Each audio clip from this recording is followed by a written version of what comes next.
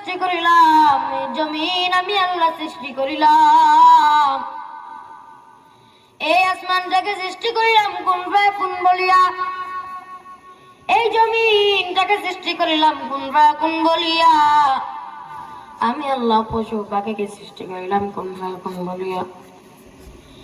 আমি আল্লাহ চাইলে তো পারতাম আমি আমার বান্দাদেরকেও কুন ফায়াকুন বলিয়া বানাইতে, কিন্তু আমি আল্লাহ কুন ফায়াকুন বলিয়া বানাই নাই। আমি আল্লাহ আমার বান্দাদেরকে আমি আল্লাহ একদিন থেকে সময় নিয়ে 12 দিন পর্যন্ত আমি আল্লাহ আমার নিজের হাতে আমি আমার বান্দাদেরকে বানাইছি। আসসালামু আলাইকুম ওয়া রাহমাতুল্লাহি ওয়া বারাকাতুহু।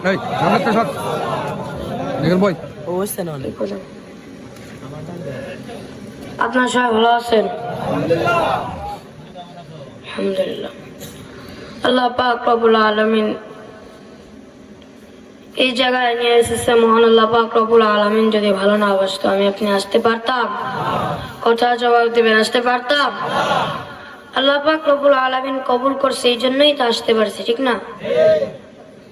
আল্লাহ পাক রব্বুল আলামিন এই জায়গায় নিয়ে এসেছে, মহান আল্লাহ পাক রব্বুল আলামিন তার বান্দাদেরকে ভালোবাসে, পছন্দ করে, এই জন্যই আল্লাহ পাক রব্বুল আলামিন তার বান্দাদেরকে এখানে আনছেন, ঠিক না?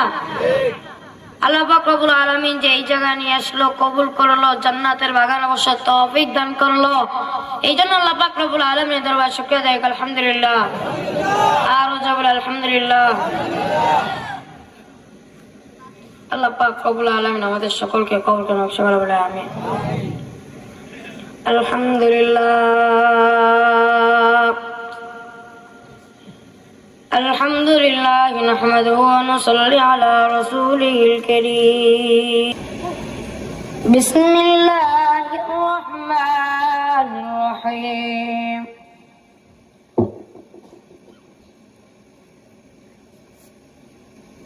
وقال رسول الله صلى الله عليه وسلم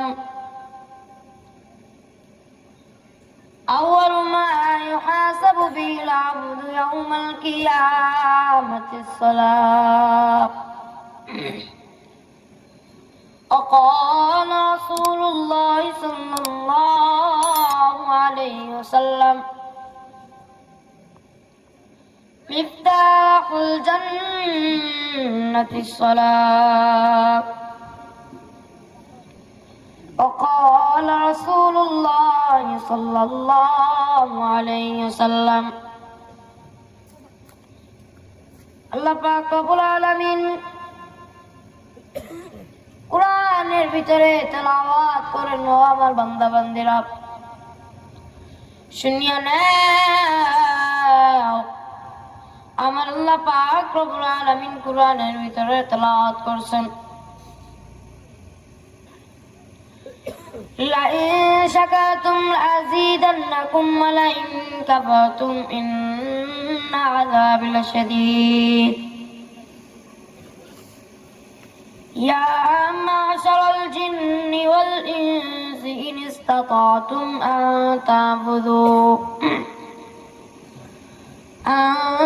تعبدوا من أقطار السماوات والأرض فاعبدوا لا تعبدون إلا بسلطان.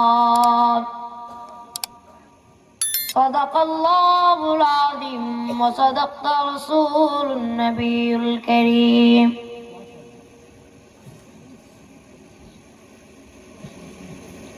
আল্লাহ পাক রব্বুল আলামিন বলেন, বান্দা আমি জিন ও মানব জাতিকে সৃষ্টি করিলাম, এত সুন্দর করে আমি আল্লাহ জিন ও মানব জাতিকে সৃষ্টি করিলাম আমি আল্লাহর হুকুম পালন করার জন্য, আমি আল্লাহর গোলামি করার জন্য। আমার আল্লাহ পাক রব্বুল আলামিন ডাকতে বলে, ও আমার বান্দা বান্দিরা শুনিয়া নাও, শুনিয়া নাও। আমার আল্লাহ ডাক দিয়া কয়, মিফতাহুল জান্নাতিস সালাহ, নামাজ হলো বেহেশতের চাবি। নামাজ কিসের চাবি? নামাজ কিসের চাবি? কয় ওয়াক্ত নামাজ পড়লে আল্লাহ পাক রব্বুল আলামিন জান্নাতের চাবি দিবেন?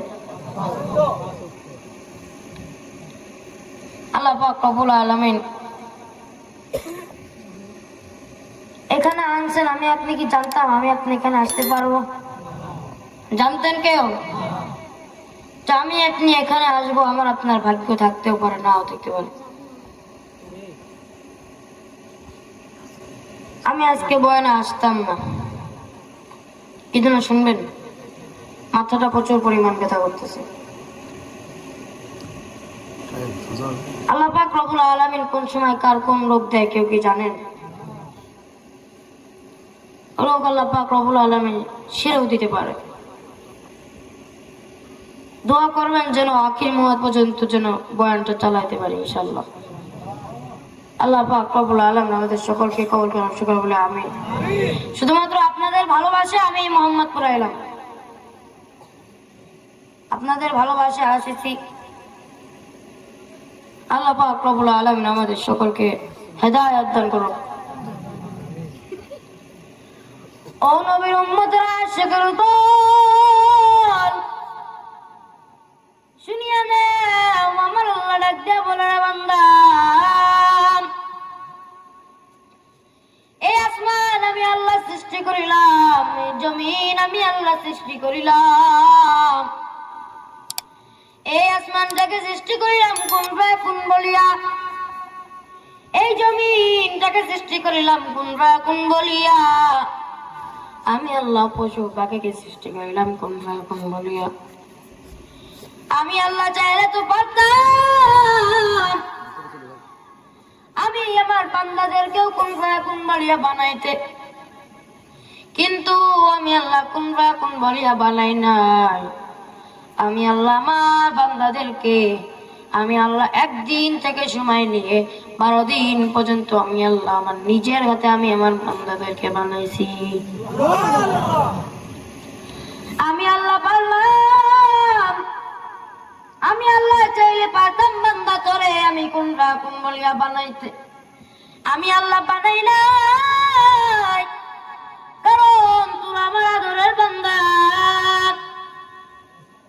আমি আল্লাহ এত সুন্দর করিয়া তোমাকে বানাইলাম, আমি আল্লাহ নূরের জিনিস বানাইলাম, আগুনের তৈরি জিনিস বানাইলাম, মাটির তৈরি জিনিস বানাইলাম।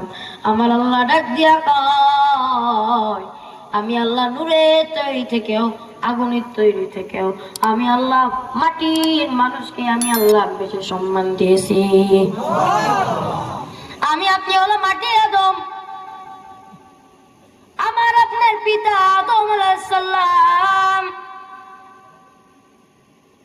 যেরকম বাংলাদেশে মানুষ আগে চিল্লাইতো আমাদের পিতা বঙ্গবন্ধু শেখ মুজিবুর, ঠিক না? চিল্লাইতো না? কিন্তু আমাদের মুসলিমের ভিতরে আমাদের আসল পিতা হলো হযরত আদম আলাইহিস সালাম। আদম হলো আমার আপনার পিতা। যদি আমাদের পিতা যদি ভুল না করতো, আজকে আমি আপনি জান্নাতের ভিতরে থাকতাম। এই দুনিয়াটা আল্লাহ পাক রব্বুল আলামিন জান্নাতের বাগান বানাইয়া দিয়েছিল। জান্নাতের বাগান বানাই দেওয়ার পরে মানুষ এত গুনার কারণে আমার আল্লাহ পাক রব্বুল আলামিন গুনার কারণে আমার আল্লাহ পাক রব্বুল আলামিন এই দুনিয়াটা জাহান্নামে বানাই দিয়েছে। আগে মক্কার মাঝে যে কালো পাথরটা, ওটা হলো জান্নাতের থেকে পাথরটা আনা। ওই পাথরটা এত পরিমাণ সাদা ছিল, এত সাদা ছিল, আমি আপনি গুনাহ করতে করতে আমার আপনার কলবটাও যেরকম কালা হয়, ওই কালার মতন ওই কাবার মাঝখানে যে পাথরটা আমার আপনার অন্তরের মতন কালা তার পাথরটা হয়ে গেছে, শুধুমাত্র গুনার কারণে। গুনাহ যদি না করতাম ওই পাথরটা সাদাই থাকতো, গুনাহ করছি এই জন্য ওই পাথরটা কালা হয়ে গিয়েছে। আল্লাহ পাক রব্বুল আলামিন বলে আমার বান্দারা যত গুনাহ করবে ওই পাথরটা ততই কালা হইতে থাকবে। আজকে আমার আপনার নামাজ পড়তে মনে চায় না, নামাজ ছাড়া তুই কেমনে কবরে যাইবি? ওই কবর কারোর জন্য হবে জান্নাতের বাগান, আবার কারোর জন্য হবে জাহান্নামের গর্ত। আমার মালিক ডাক দিয়া কয়, ও আমার আল্লাহর বান্দা বান্দিরা শুনিয়া নাও, ও পদ্মার আম্মা জানেরা শুনিয়া নেন, মনোযোগ দিয়ে শুনিয়া নেন। ওই কবরটা কারোর জন্য হবে জান্নাতের বাগান, আবার কারোর জন্য হবে জাহান্নামের গর্ত। আদর্শবান সন্তান যদি বানায় তুইতে পারো, সুন্দর করে সন্তান যদি তুমি করতে পারো, তুমি মরার পরেও শান্তি পাইবা। তুমি দুনিয়াতেও যে শান্তি পাইবা, মরার পরে আখিরাতে গিয়েও তুমি সেই শান্তিটা পাইবা।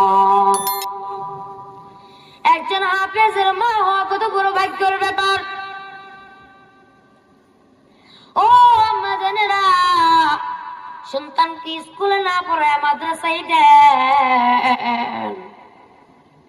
আপনার সন্তান স্কুলে পড়বে, বড় হবে, যদি সন্তানের মতন সন্তান যদি বানাইতে পারেন, স্কুলে পড়ার সমস্যা নাই। আর যদি মাদ্রাসায় পড়ায় যদি আপনার সন্তানকে বড় বানান, আপনি দুনিয়াতেও যে শান্তি পাইবেন, আমার আল্লাহ মরার পরে ওই হাফেজ ওয়ালা সন্তানের জন্য আপনার মরার পরেও আমার আল্লাহ শান্তি দিয়া দিবে।